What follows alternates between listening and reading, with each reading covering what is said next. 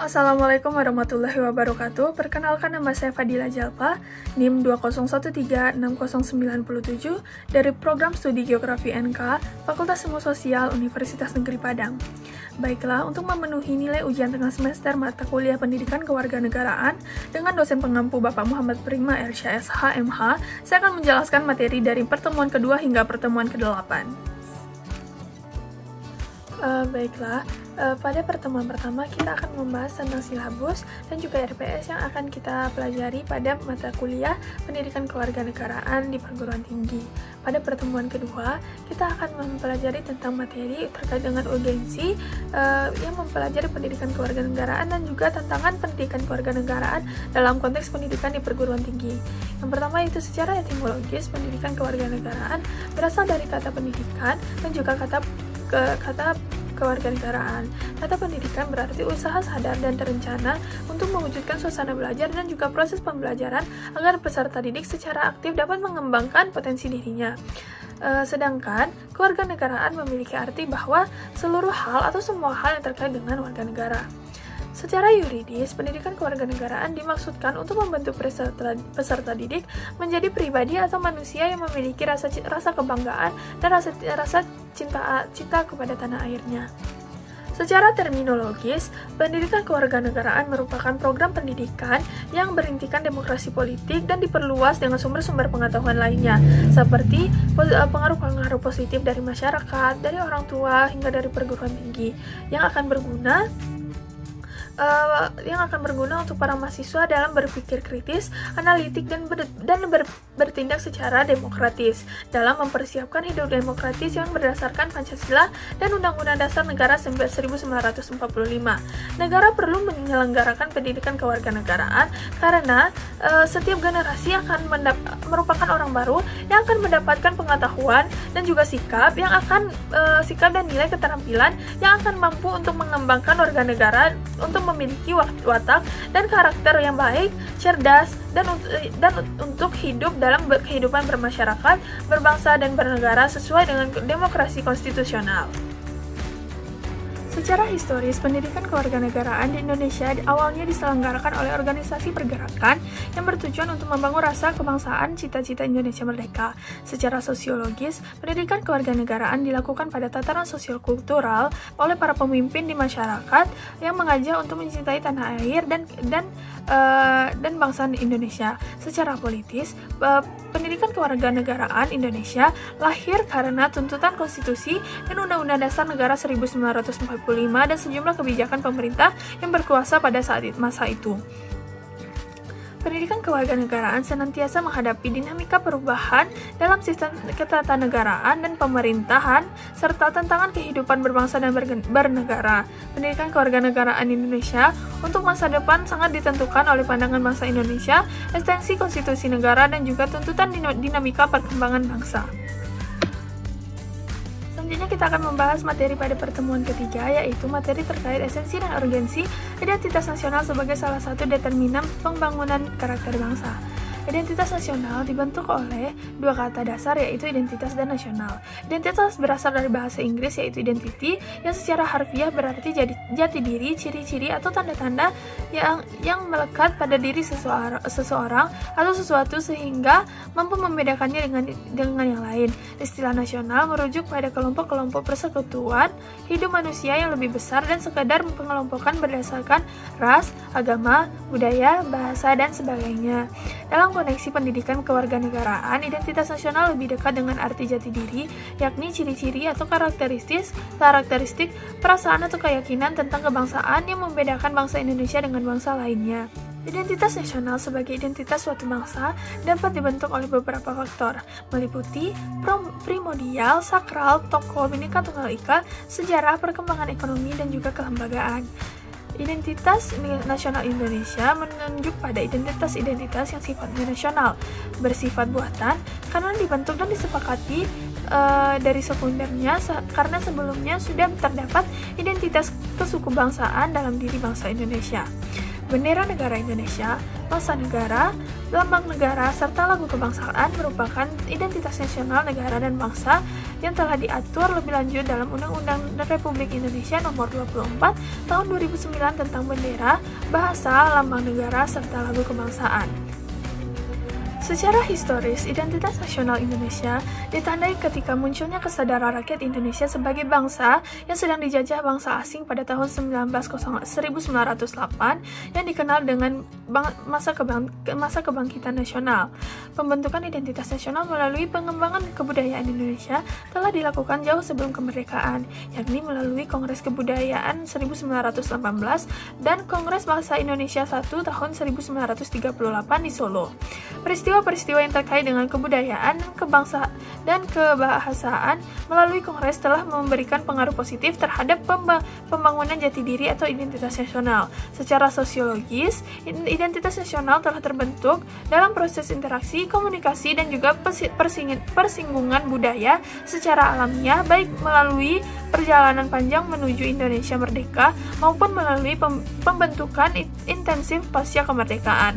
Secara politis, bentuk identitas nasional Indonesia menjadi penciri atau pembangun jati diri bangsa Indonesia yang meliputi bendera sang merah putih, bahasa Indonesia sebagai bahasa nasional atau bahasa negara, lambang negara yaitu Garuda Pancasila, dan juga lagu kebangsaan Indonesia yaitu Indonesia Raya.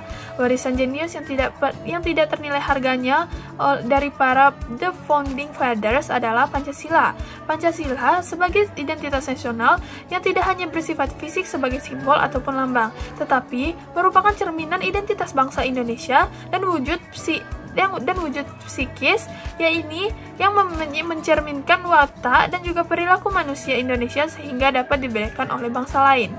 Identitas nasional sangat penting bagi bangsa Indonesia. Yang pertama, bangsa Indonesia dapat dibedakan dan sekaligus dikenal oleh bangsa lain. Yang kedua, identitas nasional bagi sebuah bagi sebuah negara, bangsa sangat penting bagi kelangsungan hidup negara-negara tersebut karena dapat mempersatukan negara dan bangsa. Dan yang ketiga yaitu identitas nasional penting bagi kewibawaan negara dan bangsa Indonesia sebagai ciri khas bangsa. Selanjutnya, kita akan membahas materi pada pertemuan keempat, yaitu materi terkait tentang integrasi nasional sebagai salah satu parameter persatuan dan kesatuan bangsa, mulai dari konsep urgensi nasional Indonesia, alasan perlunya integrasi nasional Indonesia, sumber historis, sosiologis, politik tentang integrasi nasional, argumen tentang dinamika dan tantangan integrasi nasional Indonesia, esensi dan urgensi integrasi nasional di Indonesia. Integrasi nasional berasal dari kata interaksi dan nasional. Integrasi berarti memberikan tempat dalam suatu keseluruhan.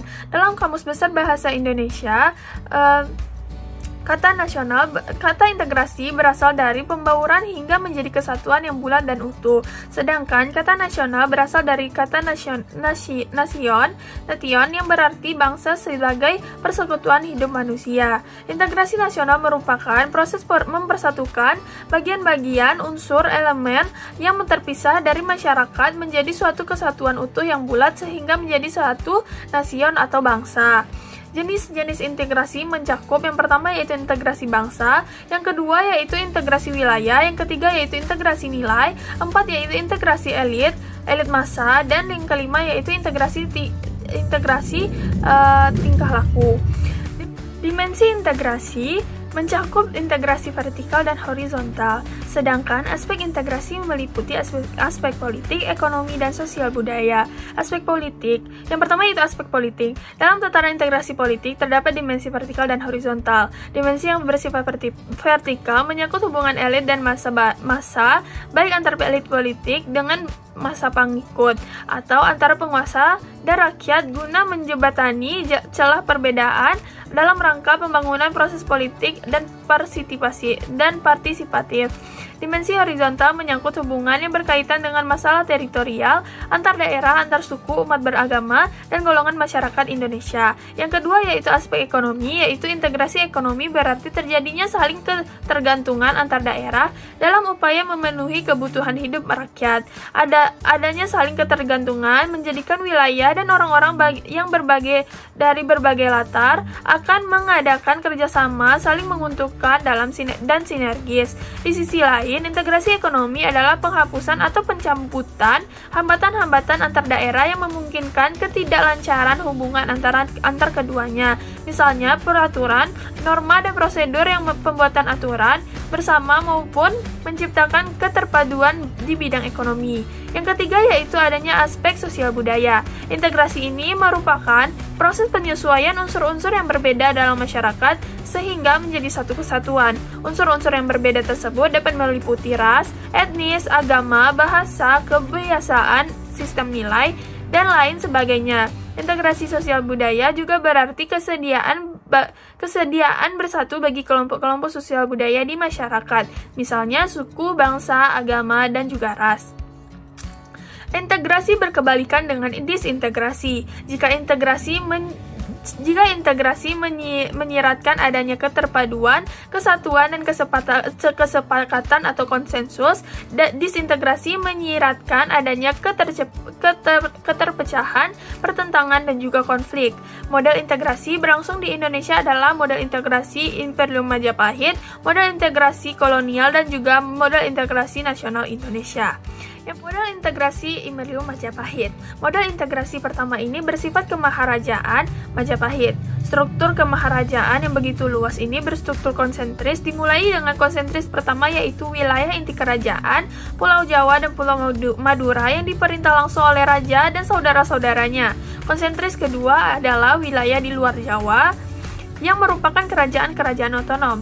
Konsentris ketiga yaitu adalah negara-negara sahabat di mana Majapahit menjalin hubungan diplomatik dan hubungan dagang antara lain dengan Champa, Kamboja, dan Ayudhya atau Thailand. Yang kedua yaitu model integrasi kolonial. Model integrasi kedua atau lebih tepat disebut dengan integrasi atau wilayah Hindia Belanda baru sepenuhnya dicapai pada awal abad ke-20 dengan wilayah yang terlentang dari Sabang sampai Merauke.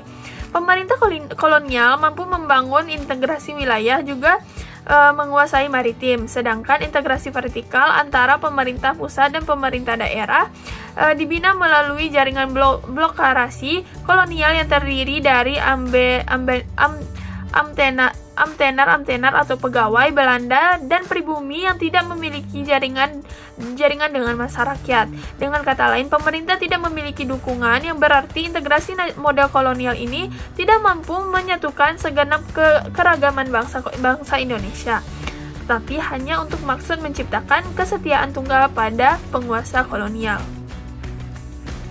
Selanjutnya, kita akan membahas tentang pertemuan keempat dan kelima yang mengaitkan materi, yaitu norma konstitusional Undang-Undang Dasar 1945 dan konstitusi nasionalis, ketentuan perundang-undangan di bawah Undang-Undang Dasar Negara 1945, serta sub-sub tema kajian seperti esensi dan urgensi, serta alasan-alasan konstitusi dan Undang-Undang Dasar 1945 dalam kehidupan berbangsa dan bernegara.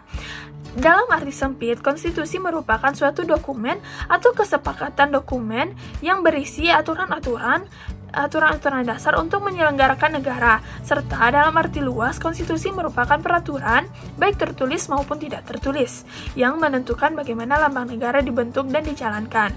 Konstitusi diperlukan untuk membatasi kekuasaan pemerintah dan penguasa negara, membagi kekuasaan negara, dan juga memberikan HAM bagi warga negara. Konstitusi mempunyai materi muatan tentang organisasi negara, HAM, prosedur mengubah Undang-Undang Dasar, kadang-kadang berisi juga larangan-larangan untuk mengubah sifat-sifat tertentu dari Undang-Undang Dasar, cita-cita rakyat, dan juga asas-asas ideologi negara.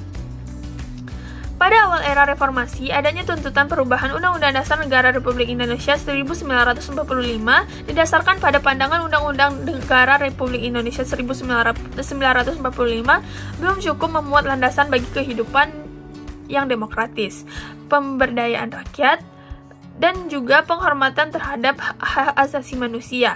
Di samping itu, dalam tubuh Undang-Undang Negara Republik Indonesia 1945 terdapat pasal-pasal yang menimbulkan penafsiran beragam multitafsir dan membuka peluang bagi penyelenggaraan negara yang otoriter, sentralistik, tertutup, dan praktik KKN atau kolusi, korupsi, dan nepotisme. Dalam perkembangannya, tuturan perubahan Undang-Undang Dasar Negara Republik Indonesia 1945 menjadi kebutuhan bersama bangsa Indonesia. Oleh karena itu, Majelis Permusyawaratan Rakyat melakukan perubahan secara bertahap dan sistematis dalam 4 kali perubahan. Keempat kali perubahan tersebut harus dipahami sebagai satu rangkaian dan satu kesatuan. Dasar pemikiran perubahan Undang-Undang Dasar Negara Republik Indonesia 1945 adalah kekuasaan tertinggi di tangan MPR, kekuasaan yang sangat besar pada presiden, pasal-pasal yang terlalu luas sehingga dapat menimbulkan multitafsir. Kewenangan pada presiden untuk mengatur hal-hal penting dengan undang-undang dan rumusan Undang-Undang Dasar Negara Republik Indonesia 1945 tentang semangat penyelenggaraan negara belum cukup didukung ketentuan konstitusi yang sesuai dengan tuntutan reformasi. Awal proses perubahan Undang-Undang Dasar Negara Republik Indonesia 1945 adalah pencabutan ketetapan Majelis Permusyawaratan Rakyat Republik Indonesia nomor 4 MPR 3/MPR 1983 tentang referensi pembatasan masa jabatan presiden dan wakil presiden Republik Indonesia dan ketepatan MPR mengenai hak asasi manusia mengawali perubahan Undang-Undang Dasar Negara Republik Indonesia 1945. Dari proses perubahan Undang-Undang Dasar Negara Republik Indonesia 1945 dapat diketahui hal-hal sebagai berikut. Yang pertama yaitu perubahan Undang-Undang Dasar Negara Republik Indonesia 1945 dilakukan oleh MPR dalam satu kesatuan perubahan yang dilaksanakan dalam 4 tahapan, yakni Sidang Umum MPR 1999, Sidang Tahunan MPR 2000, 2001, dan 2002. Yang kedua yaitu hal itu terjadi karena materi perubahan Undang-Undang Dasar Negara Republik Indonesia 1945 yang telah disusun secara sistematis dan lengkap pada masa sidang MPR tahun 1999 hingga 2000 yang tidak seluruhnya dapat dibahas dan diambil putusan.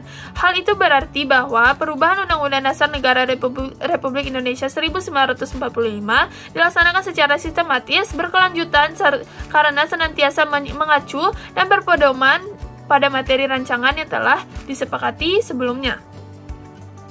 Undang-Undang Dasar Negara Republik Indonesia 1945 menempati urutan tertinggi dalam jenjang norma hukum di Indonesia. Berdasarkan ketentuan ini, secara normatif undang-undang isinya tidak boleh bertentangan dengan Undang-Undang Dasar.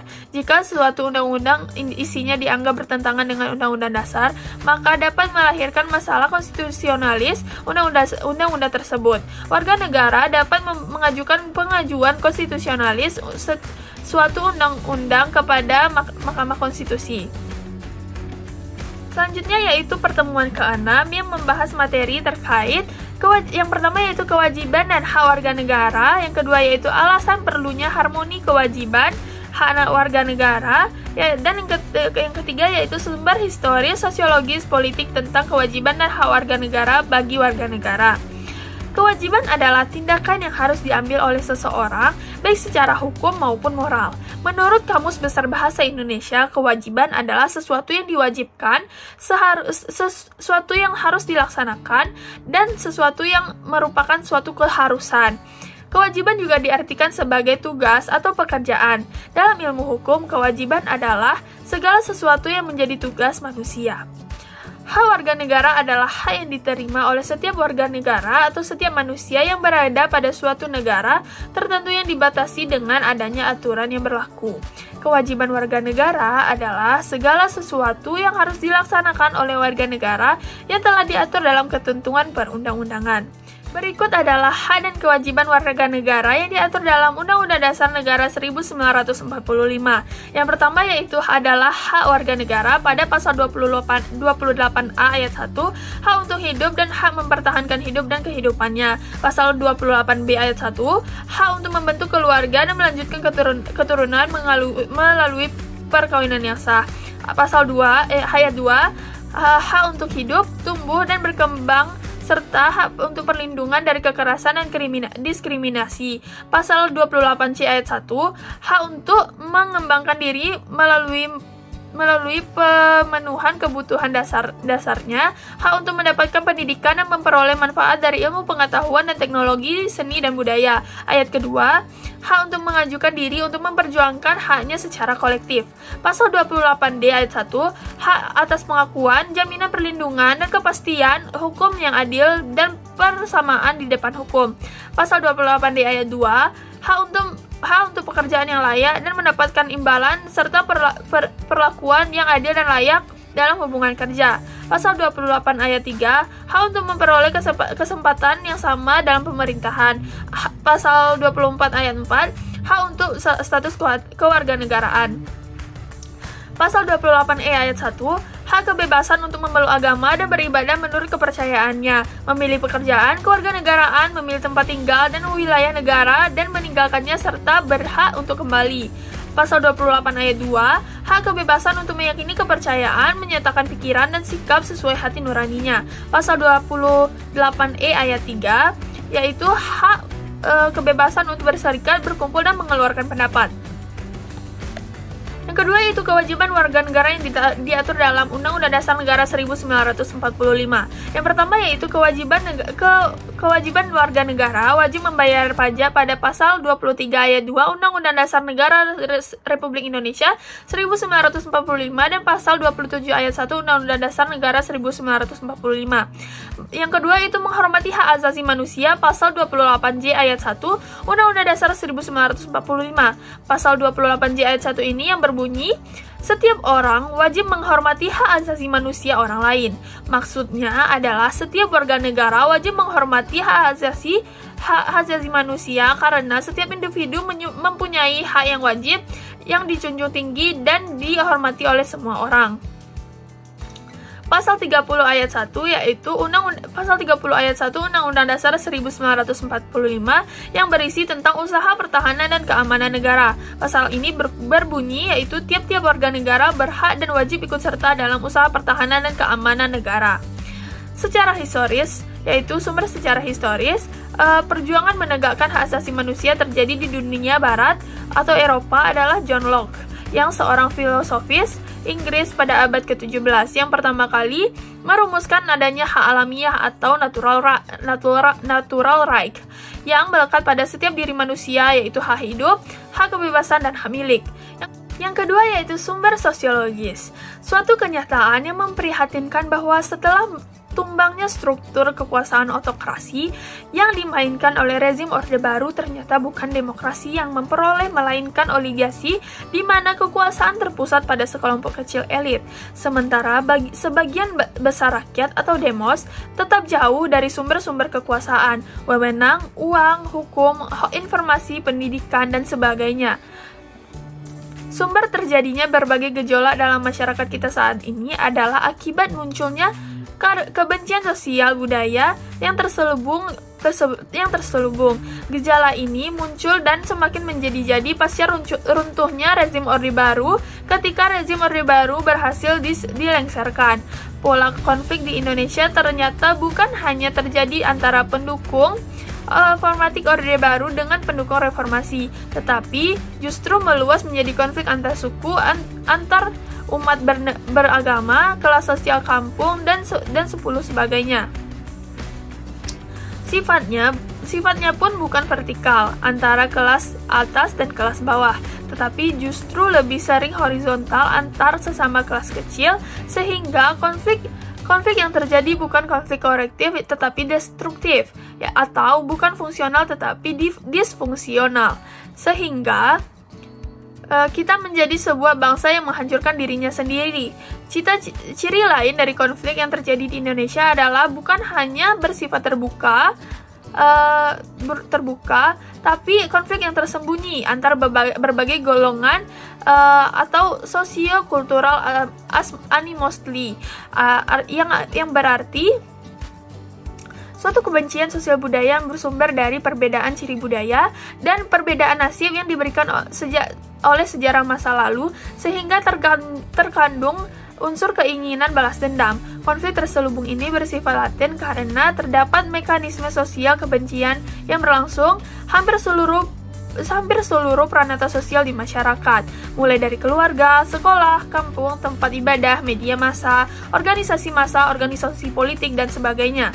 Yang ketiga yaitu sumber politik. Sumber politik yang mendasari dinamika kewajiban hak negara dan warga negara Indonesia adalah proses dari hasil perubahan Undang-Undang Dasar Negara Republik Indonesia 1945 yang terjadi pada era reformasi. Pada awal era reformasi muncul berbagai tuntutan reformasi di masyarakat, yaitu yang pertama yaitu mengamandemen Undang-Undang Dasar Negara Republik Indonesia, yang kedua yaitu penghapusan doktrin Dwi Fungsi Angkatan Bersenjata Republik Indonesia atau ABRI. Yang ketiga yaitu menegakkan suspensi hukum, penghormatan hak asasi manusia atau HAM, serta pemberantasan korupsi, kolusi, dan nepotisme atau KKN. Yang keempat yaitu melakukan desentralisasi dan hubungan yang adil antar pusat dan daerah. Yang kelima yaitu otonomi daerah. Yang keenam yaitu mewujudkan kebebasan pers. Yang ketujuh yaitu mewujudkan kehidupan demokrasi. Yang kedelapan yaitu adanya tuntutan tersebut didasarkan pada pandangan bahwa Undang-Undang Dasar Negara Republik Indonesia 1945 belum cukup memuat landasan bagi kehidupan yang demokratis, pemberdayaan rakyat, dan penghormatan HAM. Di samping itu, dalam 11 tubuh Undang-Undang Dasar Negara Republik Indonesia 1945 terdapat pasal-pasal yang menimbulkan penafsiran beragam atau lebih dari satu tafsir, dan membuka peluang bagi penyelenggaraan negara yang otoriter, sentralistik, tertutup, berpotensi tumbuhnya praktik korupsi, kolusi, dan nepotisme.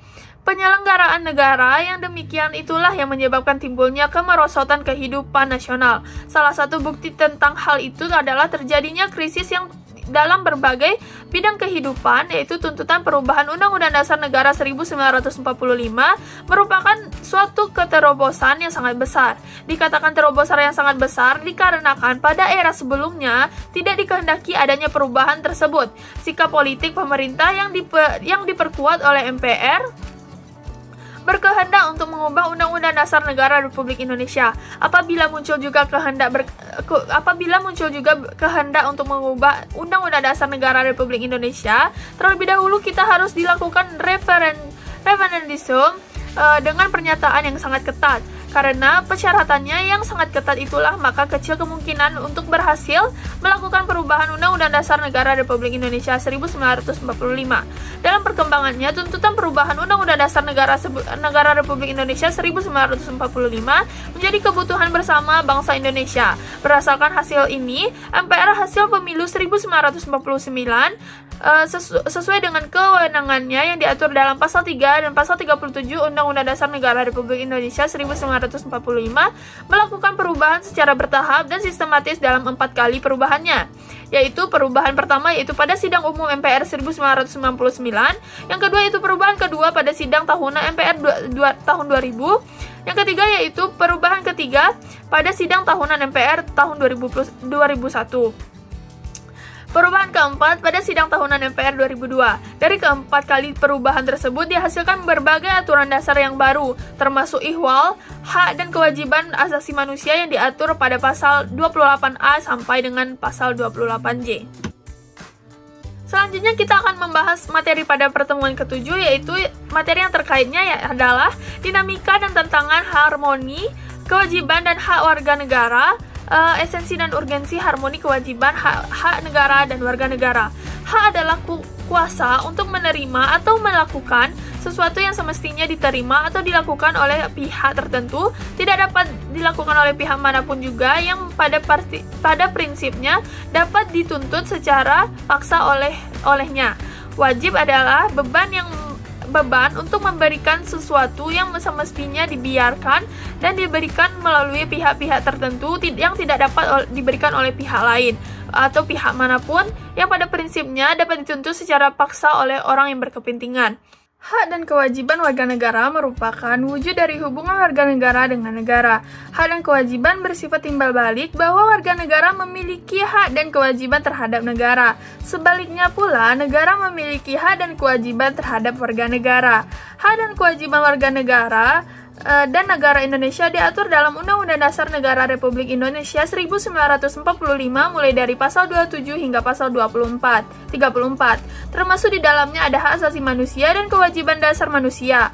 Pengaturan akan hak dan kewajiban tersebut bersifat garis besar yang penjabarannya diruangkan dalam suatu undang-undang dasar. Sekalipun aspek kewajiban asasi manusia jumlahnya lebih sedikit jika dibandingkan dengan aspek hak asasi manusia sebagaimana tertuang dalam Undang-Undang Dasar Negara Republik Indonesia 1945. Namun secara filosofitik tetap mengidentifikasikan adanya pandangan bangsa Indonesia bahwa hak asasi tidak dapat berjalan tanpa dibarengi dengan kewajiban hak asasi. Dalam konteks ini, Indonesia menganut paham harmoni antara kewajiban dan hak ataupun sebaliknya, harmoni antara hak dan kewajiban. Hak dan kewajiban warga negara dan negara mengalami dinamika terbukti adanya perubahan-perubahan dalam pasal-pasal Undang-Undang Dasar Negara Republik Indonesia 1945 melalui proses amandemen dan juga perubahan-perubahan undang-undang yang menyertainya. Jaminan akan hak dan kewajiban warga negara dan negara dengan segala dinamikanya diupayakan berdampak pada terpenuhinya. Baiklah, sekian materi yang dapat saya sampaikan. Jika terdapat salah kata, saya mohon maaf. Saya tutup dengan wabillahi taufiq wal hidayah. Wassalamualaikum warahmatullahi wabarakatuh.